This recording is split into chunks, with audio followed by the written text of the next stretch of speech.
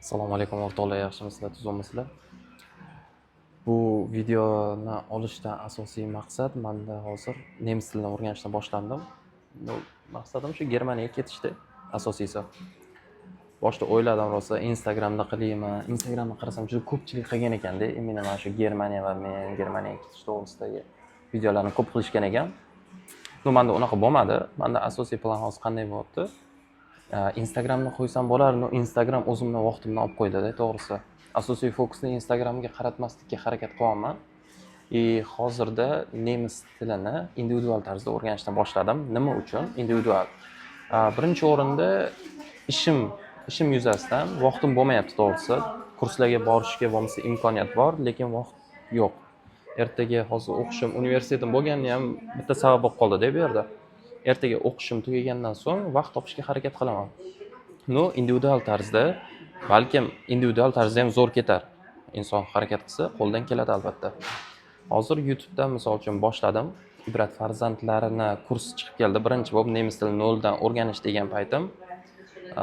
Hozir mana shu kursda 100 ta dars bor ekan. O'sha 100 tasini o'rganib chiqaman. Undan tashqari Ibrat farzandlarini programmalarida 1 yillik obunalarni ham olgandim. U yerda endi boshqacharoq tizimda bo'ladi. U yer yanada qiziqarliroq, qanday nemis tilini o'rganasiz, u yo'g'iga dalshib test tarzida o'rganib ketsangiz bo'lar ekan. Hozirda nemis tili darajam 0, lekin harakat qilaman o'rganishga. Bu YouTube kanalim nima uchun? Endi aynan nemis tili yoki da mana shu sayohatlar to'g'risida olyapman. Ertaga o'zim uchun yana bir esdalik. Etaplarda qanday o'tdim, nimalar qildim, hammasini eslab o'tish uchun videolarni hozir olib qo'yapman. Va qiziqarli bo'ladi-da, ertaga haqiqatan ham Germaniyaga tasavvur qiling, bordingiz. Borganingizdan keyin bari boshqacharoqda-ku. Asosiy maqsadim menda u yerga borib pul topib yo boy bo'lib ketish yoki millioner bo'lib ketish degan xayolda emasda menda. Asosan sayohat qilib yurish planim shu. Rejam shunaqa. Chunki bizga juda ham oz vaqt berilgan. U vaqtdan biz unumli foydalanishimiz kerak. Hada pulni orqasidan yugursangiz, yuguraverar ekansiz. Men shu narsani tushundim. Qancha topsangiz ham u kam. Doimo siz uchun kam bo'lar ekan. Men shu narsani tushunib yetdim. Hozirda to'g'ri, bir tomondan pul qilish ham bir u rejada bor, lekin asosiysi, misol uchun Schengen vizani olgandan keyin sizga 27 ta davlatga imkoniyat berilar ekanda. Qarang, zo'rda. Misol uchun Avstriya, Shveysariya shunaqa davlatlarga, Parijlarga bemalol borib, chegarasiz, eng qizig'i chegarasiz borib kelasiz. Germaniyaga nima uchun aynan Germaniya? Bundan oldin Amerika rejada bor edi. Amerikada bir ikkita muammolar bo'lgan hisobiga endi Germaniyani nima deydi, harakat qilib ko'rmoqchiman. Ko'rdim, qulayliklar juda ham ko'p. Rostdan-da qulayliklar ko'p. Bitta minus tarafi bor ekan, shu foizlar baland ekan. Endi u yog'iga men shu videolarni ko'rsatish jarayonida, ana shu videolarni syomka qilish jarayonida har kunligini qo'yib borishga harakat qilaman. Nemis tilidan nimani o'rgandim bugun, qanday dars o'tildi, qayerga e'tibor berish kerak ekan, shular to'g'risida iloji boricha videolar qilishga harakat qilaman sizlar uchun. Mana hozir kompyuterimni olib kelganman. O'sha daftarlarim ham tayyor. Bugundan jiddiy kirishishga harakat qilaman. Xohlasanglar, kommentariyada yozib qoldirsanglar. Endi bilmadim, bu video million prosmotr bo'ladimi, bo'lmaydimi? Atak prosmotr bo'lish bo'lmasligi ham unchalik qiziq emas. Agar sizlarga qiziq bo'lsa, kun tartibi qanday o'tayotganini ham to'liq ko'rsataman. Misol uchun Toshkentda studentning kuni. Ertalabdan turaman, ba'zi paytlar suzishga, ba'zi paytlar zalga chiqaman. Zaldan keyin dars qilaman. Darsdan keyin universitetga boraman. Universitetdan keyin ishga boraman. Ishdan chiqaman, yana dars.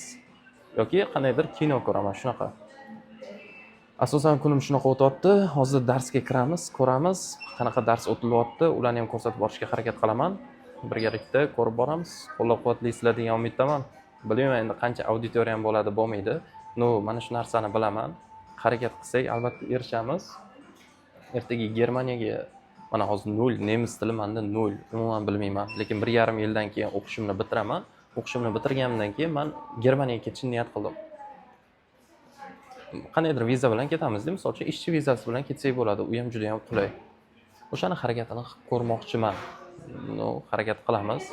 Meni 0 dan kuzatadiganlar bo'lsa, agar ana shu YouTube kanalimda meni ko'rib borasizlar, ana qanday harakat qilyapman, qo'limdan keldimi yoki yo'qmi, 1,5 yildan keyin ko'ramizda rezultatni, qanday nimalar bo'ldi. Hammasini iloji boricha video syomkaga olib, ana shu YouTube kanalimga joylab boraman.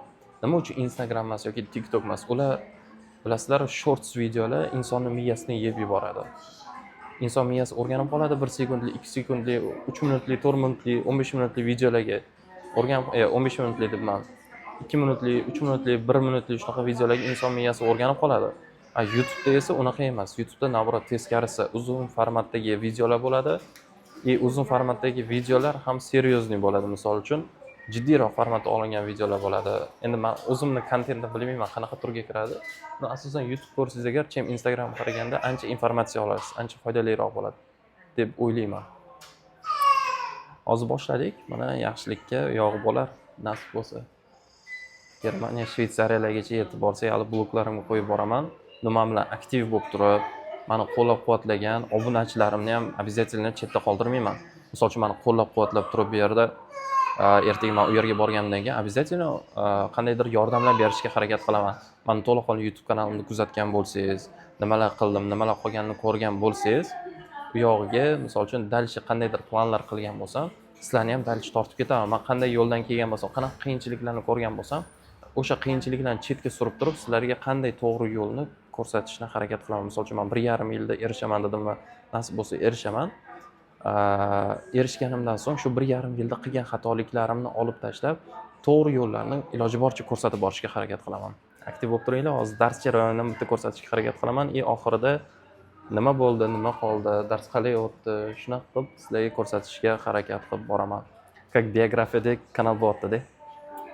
Endi menimcha bu videolarga negativ yozishni o'zi ham xato bo'lsa kerak. Chunki negativ yozadigan kontent bo'lmayapti deyman-ki, o'zim uchun biografiskiy kontent bo'lyapti. Aktiv bo'lib turinglar. Boshladim unda men darsliklarni boshlayman bugundan. Mana bugun sanani necha? 10-fevral 2026-yil. Soat 3:51 o'tdi.